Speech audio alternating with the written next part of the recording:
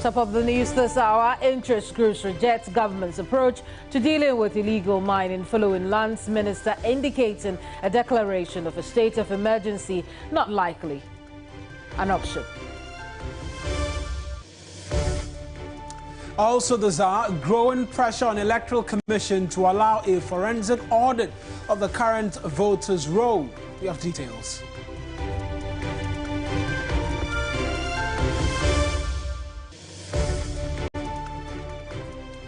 And much later on By the Numbers today, we look at how many regions a presidential candidate must win to be certain of electoral victory this December.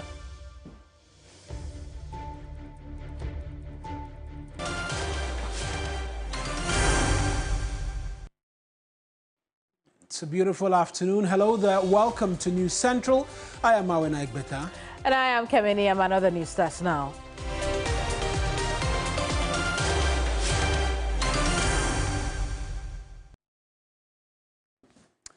This afternoon, government's measures geared at getting the Galamsey fight back on track has been rejected by civil society groups, despite calls for a total ban on small-scale mining and a declaration of a state of emergency. Government has rather opted to step up enforcement.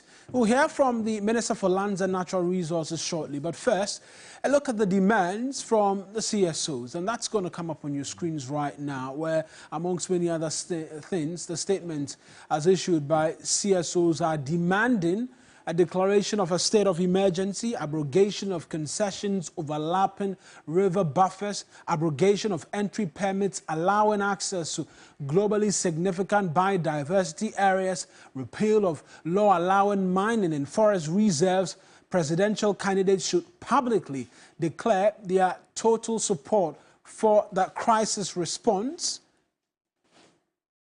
And then the Regional Security Council, amongst many other things. And so this right there has been government's response to all of the demands as has been made by labor unions, civil society groups, amongst many others. Government simply says that we've heard you, but this is what we're going to do.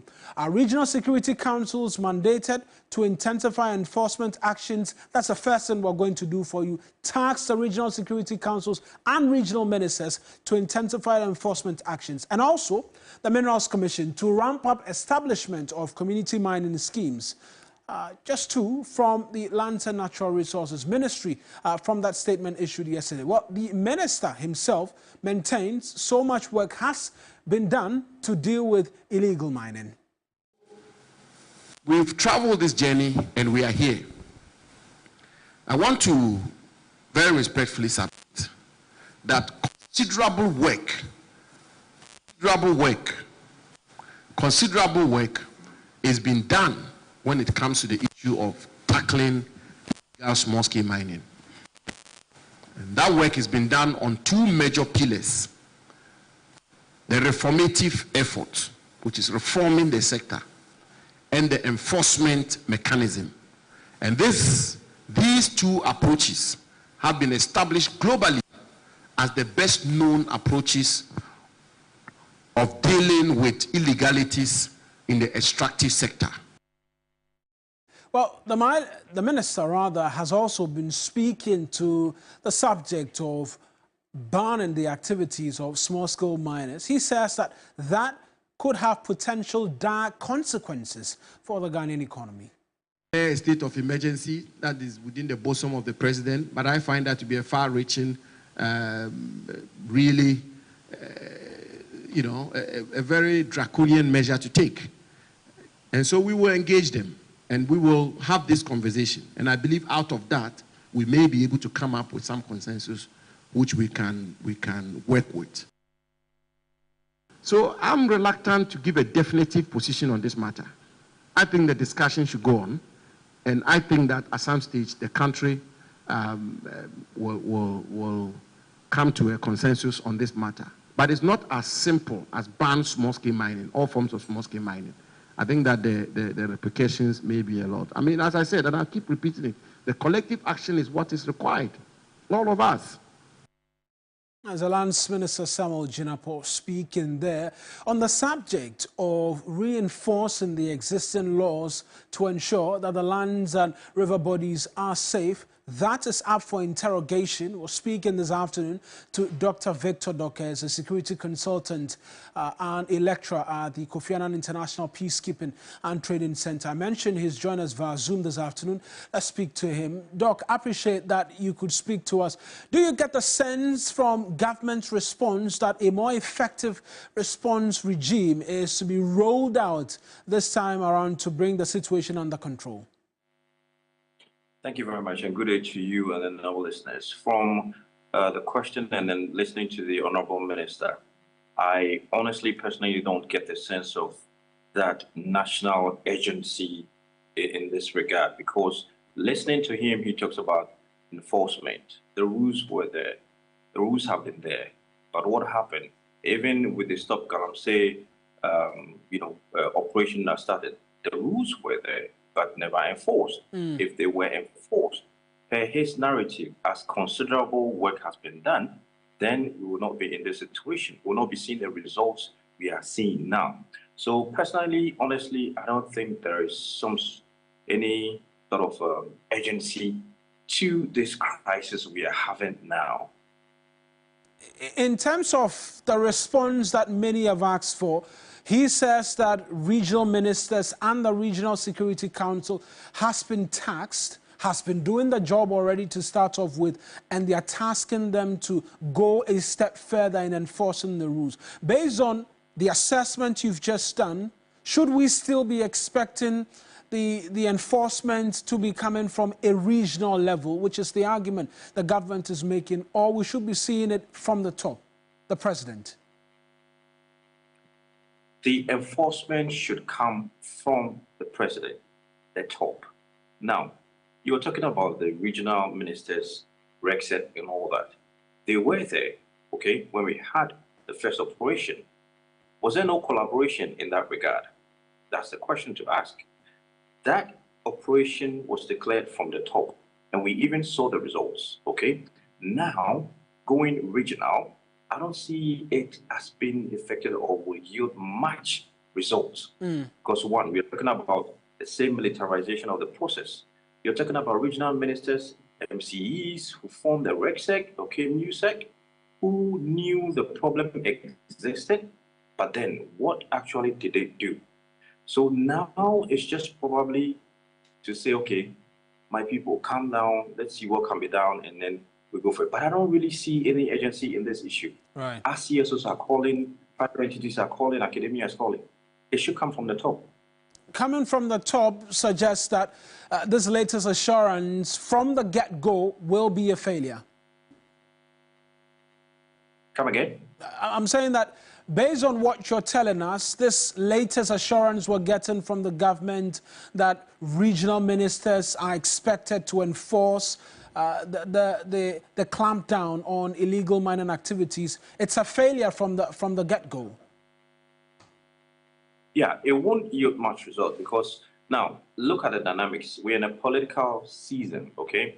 Now, any kind of options the government plays out, which would not be good for their numbers, you are right to say they will not play it out.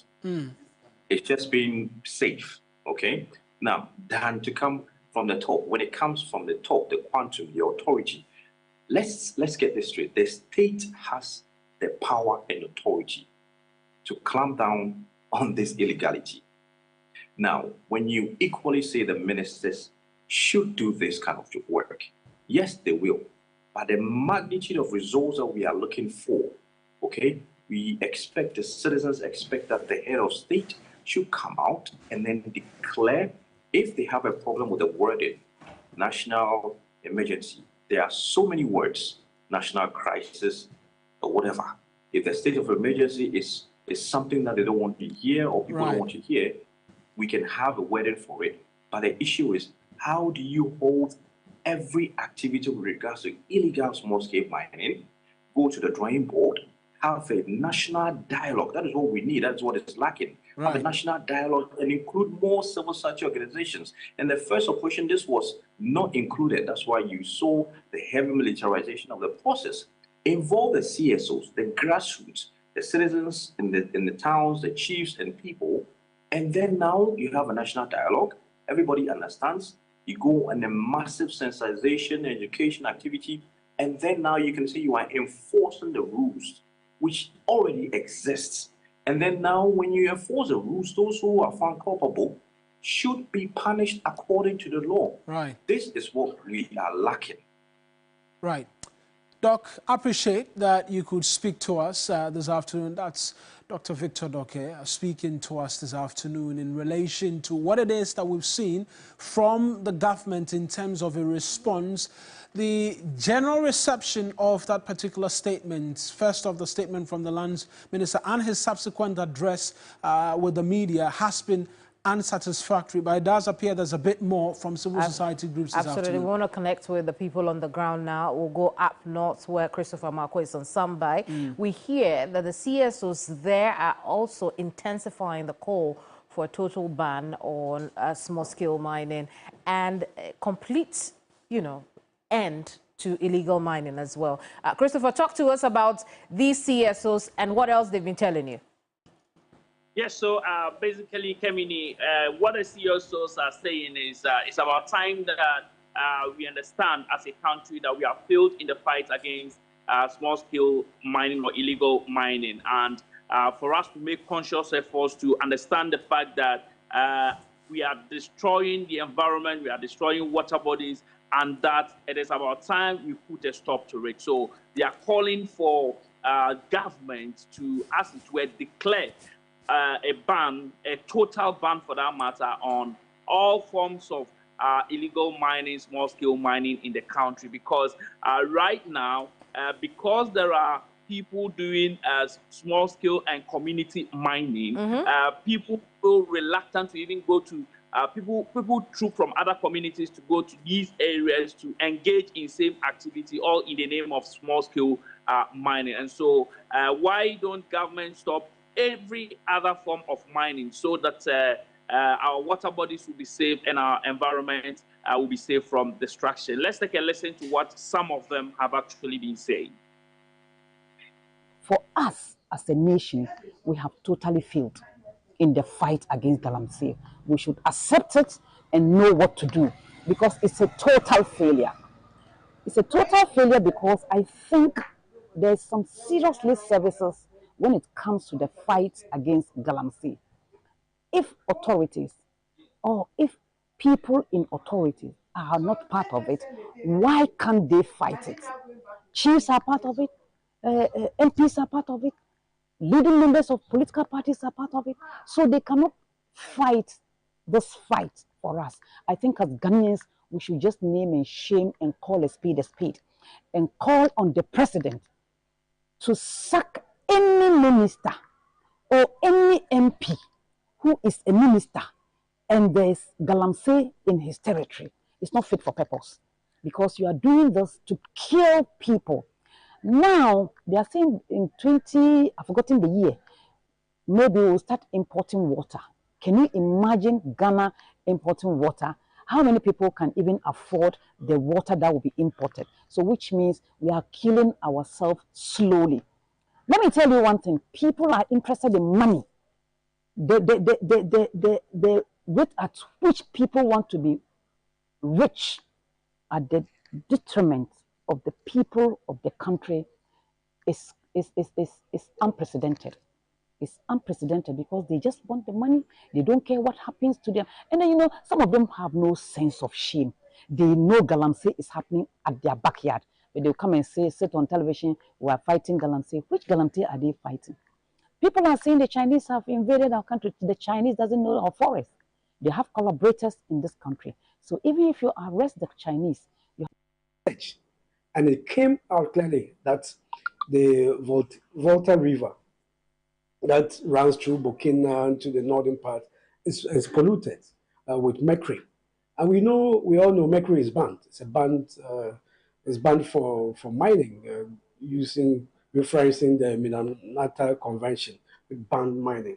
But when the Water Research Institute took samples from the water bodies along the Voltarian Basin, they actually found traces of mercury.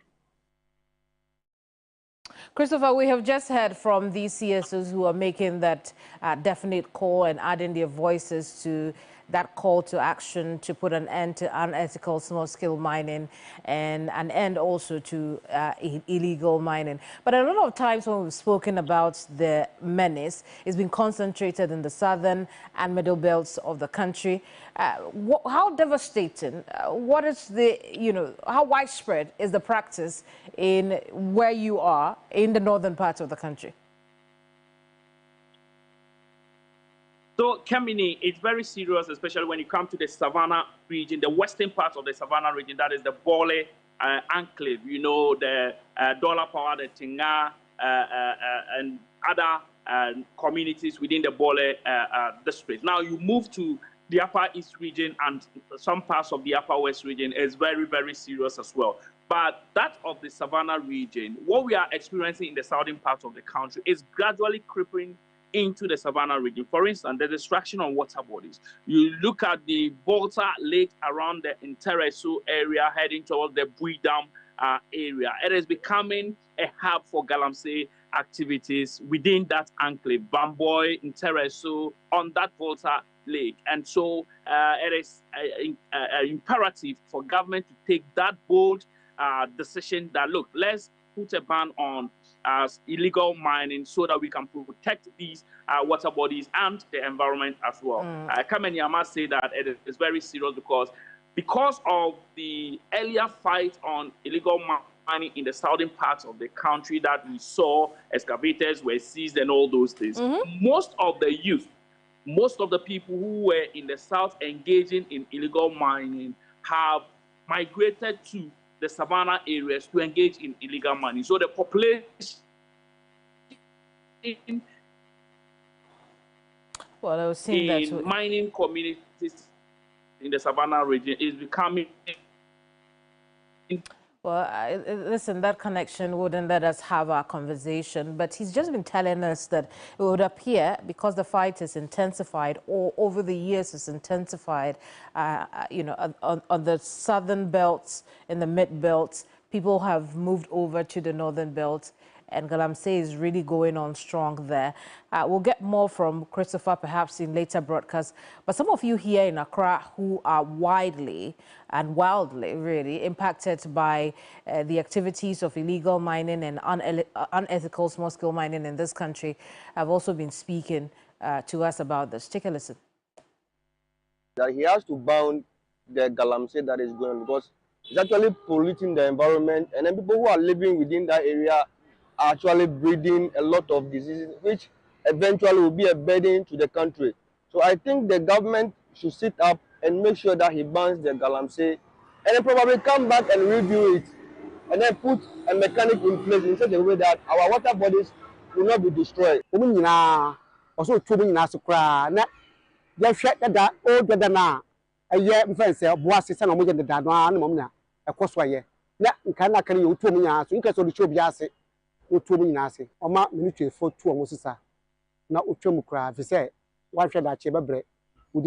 1 year and 2 years, I would say that the government have to ban this galamsey because it's not helping us at all. It should be totally banned because it is destroying some of the village, their rivers, and the town, their rivers. They are not getting water to drink, to do their homemade things, so it should be totally banned. Yetimi bia banshi, yetimi di papa bi ba o maimu, body yetimi di ba. Ekoko ase yetimi di ba na koko ankasa no ya ankasa ye nimudie eyema ye man. Sa sika kokko yi a yetwifa efom yi ese ni nyina. Nti yentwem. Formally, the first 4 years of President Akufo-Addo's government, he did very well by fighting the galamsey menace. But he realized that some of his ministers and the appointees are involved in it. Therefore, he became very difficult for him to fight the galamsey. And moreover, the indigents, the chiefs, and then the family opinion members around the galamsey areas are also involved because they get money out of it. And by fighting galamsey, we need all parties involved. Some voices from the streets of Accra. It's time now for Ghana Remembers.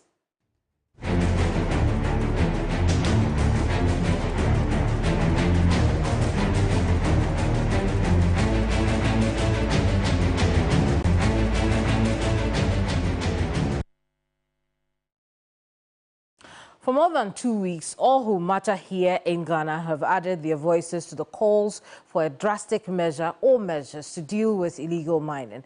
These demands came in the wake of concerns that Ghana's water sources are under severe threat. Government finally spoke after days of silence, once again committing to being against illegal mining.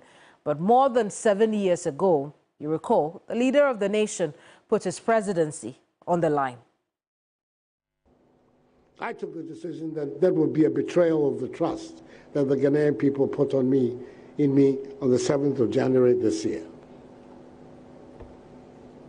And as a result, we established this committee within the government to design a policy for us, not just to stop it, to reclaim the land, to let our rivers work again, but also to see how we can figure a way for all these able-bodied young men who are involved in this activity to find an alternative livelihood. So it's a package. It's a package that we have designed to try and bring this menace to a conclusion. I've said it in the cabinet, and perhaps it's the first time I'll be saying it in public. I am prepared to put my presidency on the line on this matter.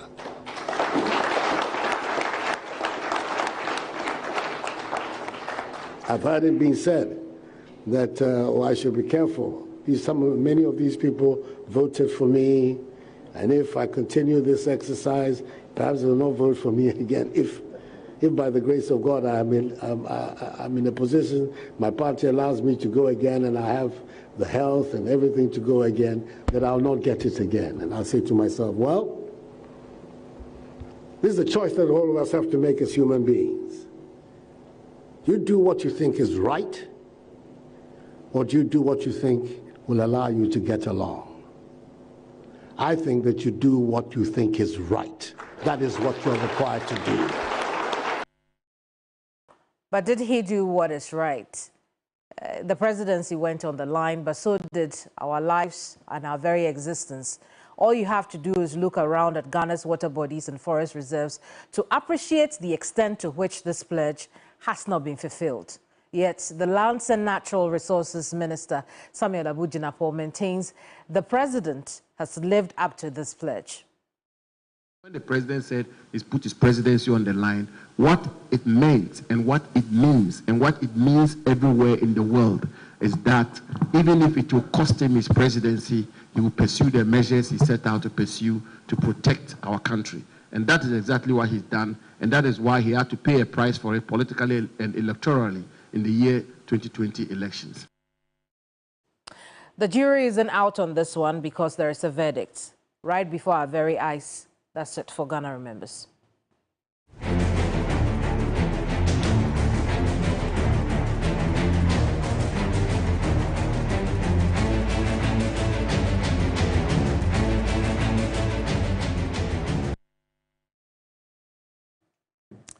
And away from the conversations on Galamsey, it's time now to focus our lenses on elections. The Association of Assembly Members Ghana has given the Electoral Commission a 2-week ultimatum to conduct a forensic audit of the electoral register to restore confidence among electorate. The group is also demanding the immediate termination of the appointment of Dr. Peter Appiatse and Hajia Salima Ahmed Tijani of the Electoral Commission, who they claim have strong ties with the ruling party.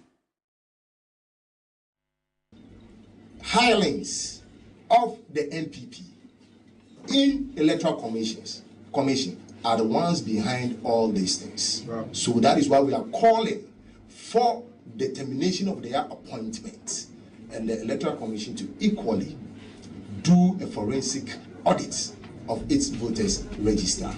Now we know exhibitions are done normally to take care of minor issues such as spelling or wrong spellings of names, age, and all manner of things. But in terms of exhibition, we have never as a country come across this kind of exhibition where people go to centers to check their names only for them to find their names in other constituencies. It's not done that way. As the leadership of the Assembly Members Association of Ghana, George Quenin is at that news conference for us. Let's find out a bit more. George, what more anomalies have the group identified with the current register forming the basis for this call? Thank you, Mawuena. So, Mawuena, before I start with, this is a group that is made up of elected Assembly members of Greater Accra region. So it's a non-partisan group. And clearly, what they are seeking for is a credible election. And for them, they feel that Mensa-led administration is not going to give that very credible election. The reason they are calling for all these demands. And also, they want clarity on the accuracy of the voter register and what steps are being taken to ensure the voter register is free of unauthorized or illegal transfer, and how the EC plans to rectify mistakes in the transfer of voter list, and what measures are in place to correct irregularities before the elections, restoring public confidence, and how does the EC intend to also restore and build public confidence in the integrity of the voter register. So these are their demands. And with the calling of the forensic audit of the voter register, the NDC is also calling for same. And for them, they are saying that if their demands are not met, which is the 2-week consideration they're giving to the EC, they are planning to go for a protest or picket at the premises of the EC. That is on the 20th of this month. The NDC has also scheduled yet for the 17th. So they are just going to hold on to it and await the outcome of the NDC's protest. And if nothing really fruitful comes out of that, they will embark on the exhibition on the 20th of September. Right then, George, I appreciate those details. That's my colleague, George Quenin. It does appear the Electoral Commission has been responding, and they maintain the voter register for the 2024 elections is robust and credible, despite raging concerns by stakeholders, especially by the NDC. Christian Yale is joining us with some more on this. Chris, I appreciate you joining us. Tell us a bit more what the EC has been saying about the register and the concerns for an audit. All right, Eric, we know that the NDC has been making strong demands, especially following the voter exhibition and the fallout.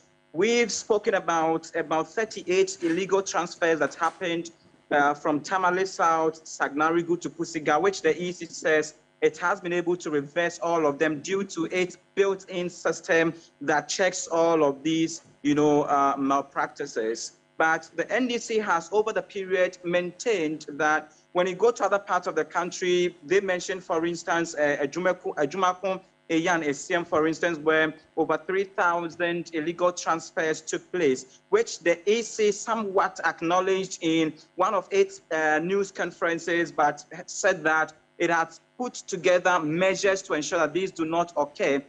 Fast forward, the Electoral Commission is still maintaining its position despite the varied concerns, the raging issues that have come up concerning the voter register. Just yesterday, we heard from the Director of Electoral Services, Benjamin Banobio, who mentioned that the EC has conducted 8 investigations into the concerns raised by the NDC and has found that those concerns lack merit or are baseless. And so the register as it stands, or the final one, is robust and credible and is fit for the conduct of the election. Today, yet again, we have had the Deputy Commissioner in charge of Corporate Services, Dr. Eric Bosman-Asare, make a strong case that, you know what, the Electoral Commission has done what is demanded of it and has made sure and ensured that the voter register, and I mean the final draft, as it were, is robust and credible for the conduct of the election. But you know, the NDC will not have any of that because they believe that there are a lot of inaccuracies and inflation or bloating of the register, which they want checked. I mean, despite all of these concerns, they are bent on going on a demonstration at all the EC's offices across the country, a nationwide one for that matter, to ensure that their concerns are well addressed. Dr. Bosman-Asare says that everything is clear. They are committed as a commission to ensure that there is a credible poll conducted come December 7, Eric. It is the job of the media to name and shame these ones who have an objective of saying things to undermine. Because as I said, in 1994, it was some media organizations in Rwanda who were saying, oh, certain things were happening, and suddenly people took up arms and they decided to kill others. So if you're a media organization, you are covering the campaigns, once some people are making statements that they want to incite others, let's make sure that we bring them to order. You look at the Global Peace Index, Ghana is one of the countries doing very, very well. So this is something as a country we must be committed to maintaining. The next way to also ensure that elections are peaceful as far as the media is concerned is to also interview politicians on their policies and manifestos. It's very, very important. Because usually when you listen to the politicians, they say a lot of things. But the media, you need to sit them down and engage them. Transparent, credible, peaceful, and inclusive. The register to be used for the election is also credible and robust. I'm sure we'll be hearing a lot more from the NDC and their responses to the latest by the Electoral Commission. But my colleague Christian Yale has been providing us a lot more details from that particular lecture by Dr. Bosman Asari. Now, Coalition of Aggrieved Customers of Men's Gold Ghana has petitioned the presidency for a financial bailout and the appointment of a receiver to ensure payment of locked-up investments before November 1st. It's exactly 6 years since the collapse of Men's Gold, which the convener of the coalition has stated that lives of most customers have been shattered as a result. Request His Excellency Nana Addo Dankwa Akufo-Addo, President of the Republic of Ghana, to give us a financial bailout and appoint a receiver to ensure that all Men's Gold customers are paid before 1st November 2024. Today marks exactly 6 years when Men's Gold was collapsed, and ever since this unfortunate and unforgettable event occurred, hundreds of thousands of Ghanaians, both home and abroad, have had our lives shattered. You heard convener of the group, Fred Folson. We can now hear from Deputy Chief of Staff, Emmanuel Eduama Bosman, speak what will be done about the petition.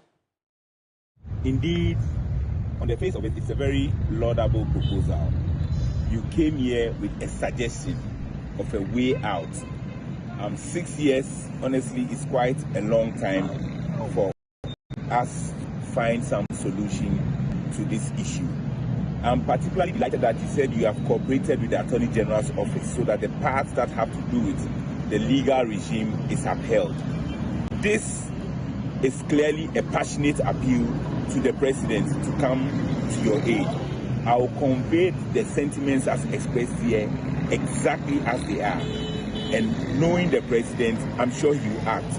I cannot define the parameters within which he would act, but I am sure that he will pay close attention to this, and in due course, he will hear something from his office directly. More on that story later. You're live here on News Central, here on TV3. We'll be right back with more news. Don't go away.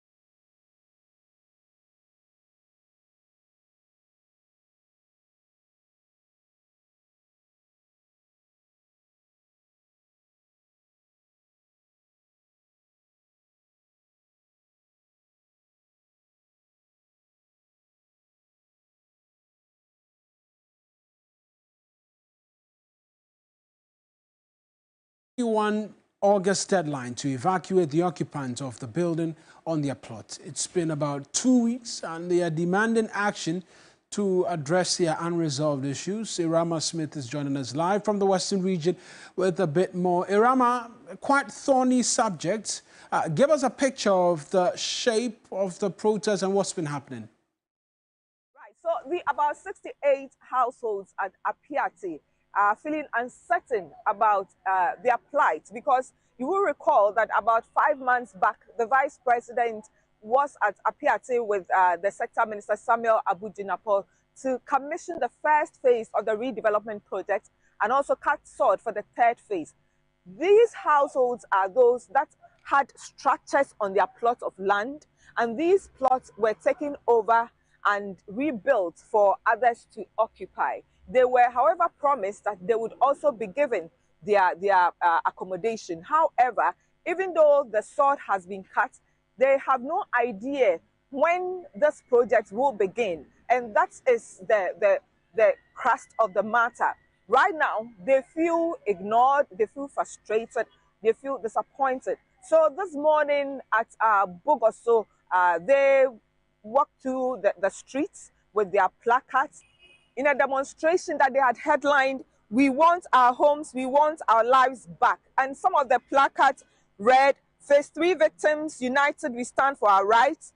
Support fund, support our needs, not just ceremonies. Stop the suffering, start the building." So they just want to drum home their plight and the need for action to be taken as they have been left hanging. You may listen to some of them. I think we have done press conferences. We have informed the stakeholders about our needs. And we told them that if we don't hear from them, we'll demonstrate to express our discontent about what is happening to us. So what we need from them is two things. Is one, either they come to build our houses for us within this very short moment. They should start something for us to see that they have started, or they should come and then what? Sit with us and then pay our money to us to build our own homes. So if you ask me, that is what we need from them. Simple. On this, if you don't hear anything from the leaders, we'll be going to the Muslim company. We are going to sleep there because we are taking a demonstration to the Muslim company. If they don't hear anything, we'll be there until something is done. That is what we are telling them. So Akufo-Addo and his government to do something about what. And there are some of the demonstrators there. Any luck, though, as to getting in touch with the authority? So they intend to present a petition to the Municipal Chief Executive, Dr. Isaac Dasmani, and they are hopeful that this will be sent to the right quarters so attention is given. Let's look at the presentation and the response. Peaceful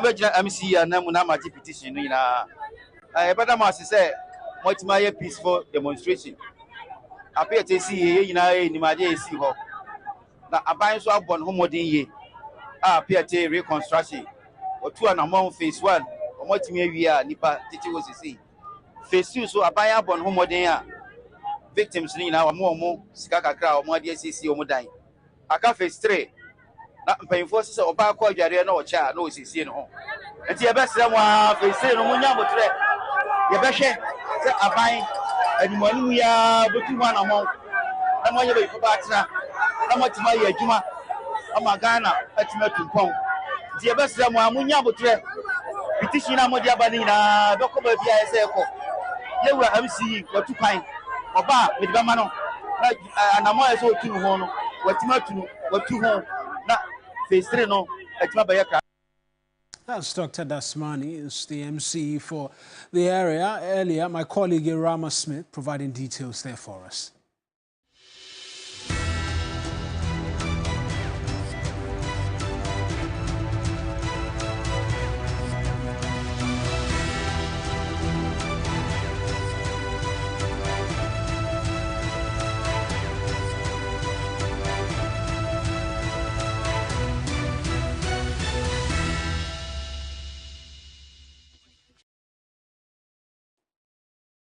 This is your election command center.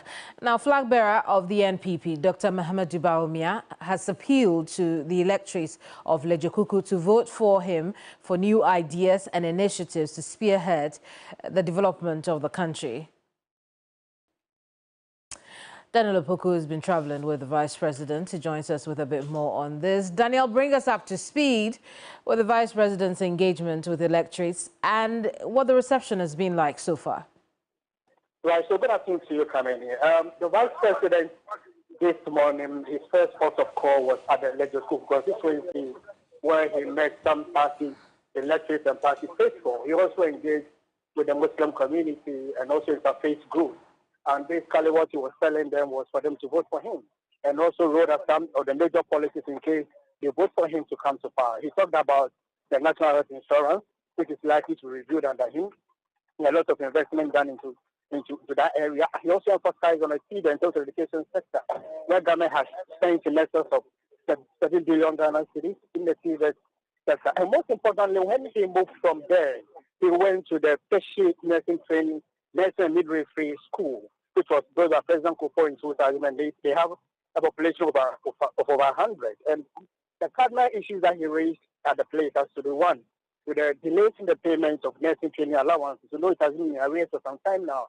And under his presidency, he's pledging that in case he wins, he's still in discussions with the Minister of Finance to resolve the issues about delays. And another one has to do with the waiver on import duties for vehicles, which, if you could recall, at the beginning of this year, he made the leadership of the nurses and also the medical doctors where they raised similar concerns that the waiver was taken away. So he says that when it comes to power, he's going to reintroduce the waiver. Among some of these things that he has been engaging the constituents and asking them the canvassing votes from them. He's currently at the session meeting the chiefs in the area. Very well, Daniel, thank you so much for the reporting. We'll end it here. Daniel Opoku has been traveling with the Vice President and flag bearer of the NPP. We'll turn attention to customers of the defunct microfinance company, DKM, who are questioning the sincerity of the governing NPP on the promise they made to them in the lead up to the 2016 polls. Leaders of the group have been speaking at an NDC rally in Brekum. Microfinance be bad, the problem bleh. And until 2015, May, and there was a problem. Cassia Paba. They are Gia behind you to an among the Naya Jifwa, Brekumaya demonstration. They are demonstration no, Yayan is 6th January. On the 7th January, former president and the impending president, Appiatse Sufre Ekasai. Sir, Bank of Ghana, Dr. Wampa, on Shena on Chimpen for Moody's Jumanunina. Now, more Enfam Santo Musicaso, now Mun Piaeka, and on the 18th, January 2016, and Yera Mahama, or say Bank of Ghana, say. Monfa monsantu obi asika so na muntio musika ma omo ye wo ayana na Kufuado odan ne hotrofo obronsan nyansani be dada ye se owona okoda Adam and Eve no eba mix pack ebe ka kire ye se obekia God is love obekia DKM Obekia Just Motors, Obekia Creative, Obekia Little Drop.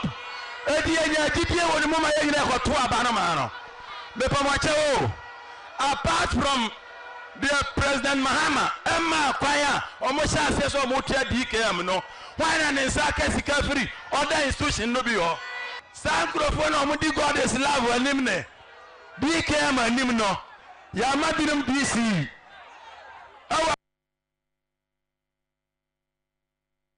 When we come back, we'll bring you by the numbers. Don't go away.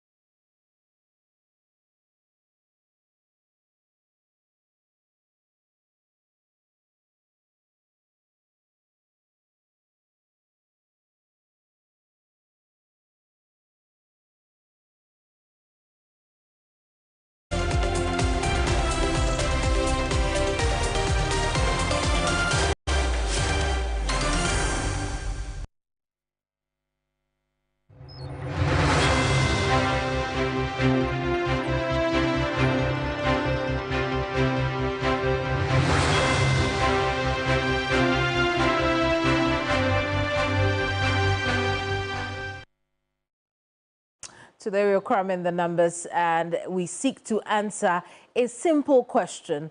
How does the regional balance play out in who wins the presidential race, particularly after, we changed from 10 regions to 16 regions? Because you remember, until the 2020 elections, the Fourth Republic has had 10 regions, with presidential candidates fighting among themselves to win as many regions as possible.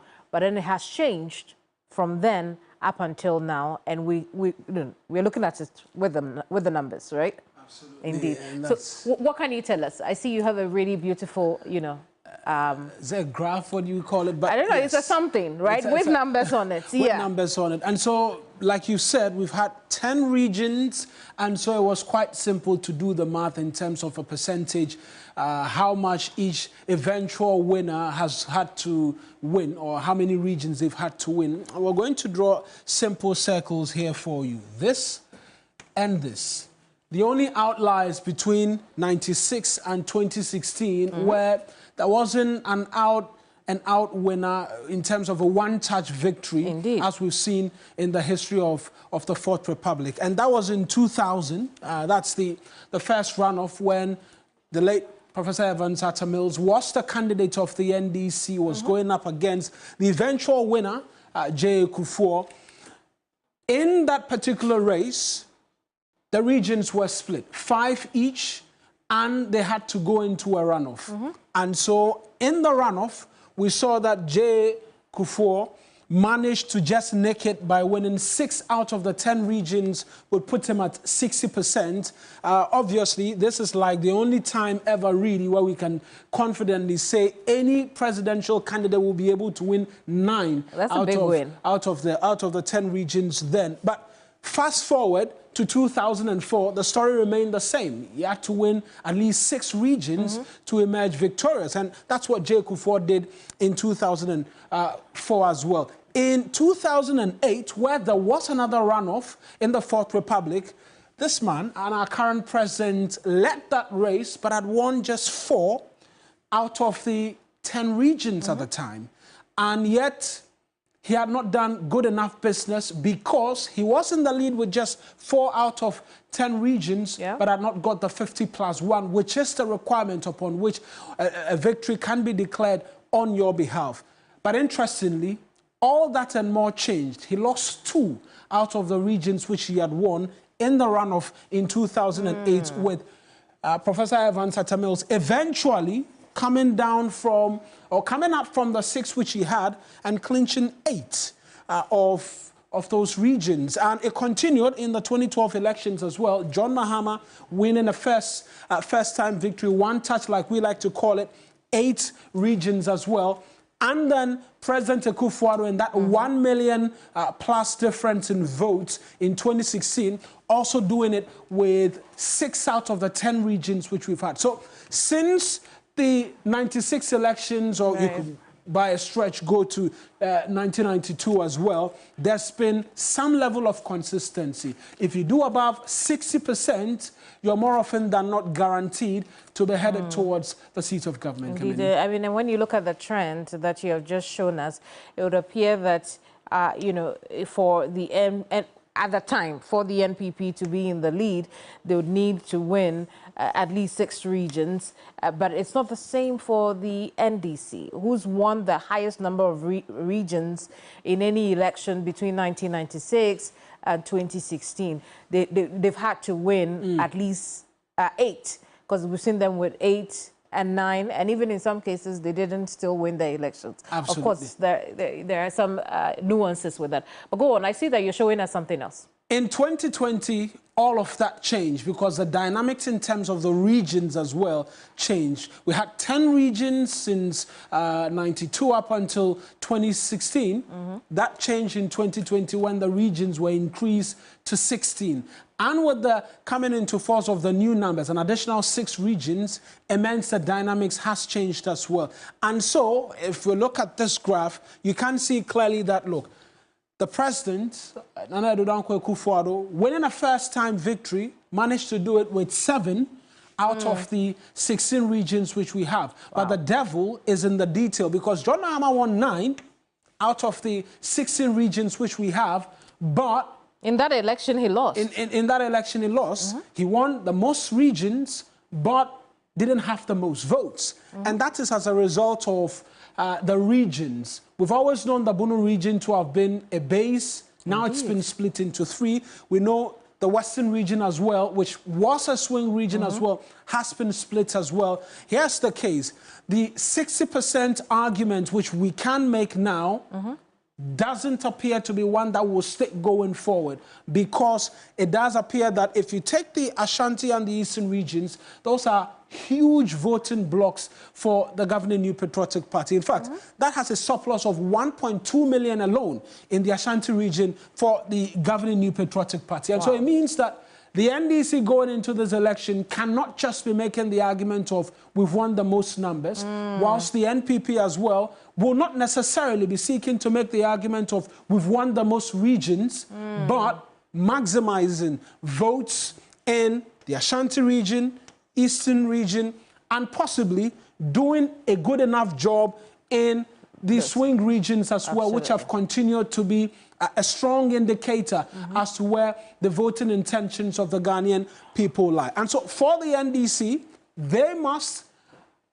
if they want to win the elections, be seeking to turn this and this into green, and then perhaps they can be in business. But for the NPP, if it stays like this, they are very much in business. And I'm also thinking they're going to have to, you know, win massively also in the Greater Accra region. Absolutely, because that is one of the most populous regions in terms of voting numbers. As at the last time of check in 2020, the Electoral Commission was pointing a little over 3 million plus in terms of voters in the Greater Accra region alone. It looks a small region, but there are voters here. Lots of voters here in the Greater Accra region and the flip side of that is the MPP would also need to do a lot of work to ensure that the NDC does not make major inroads in places where they have surpluses. Absolutely, which is the Ashanti region, which has become the subject of conversation. 85% as against the NDC's target of a 30%. We'll see how all of that goes. It's quite a task ahead of both parties, isn't it? Absolutely. And then we've got to the, you know, the other candidates, the other parties also seeking on the line to also claw votes. Votes and the What likes. an election ahead of us. Absolutely. That's it for By the Numbers.